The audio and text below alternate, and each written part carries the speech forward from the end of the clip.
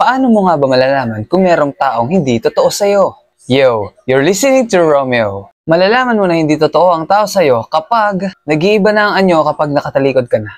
Kapag nakaharap ka, maganda ang pakikitungo niya sa'yo, pero kapag nakatalikod ka na, may masasabi na yang hindi maganda. Ang tawag din nila dito, plastic, peke, at pagbabalat kayo. Ang totoo, hindi ka talaga nila gusto, nakikisama lang sila dahil meron ka pong pakinabang. Pangalawa, hindi masaya sa achievements mo. Imbis na i-congrats ka, may inggit pa siya sa'yo.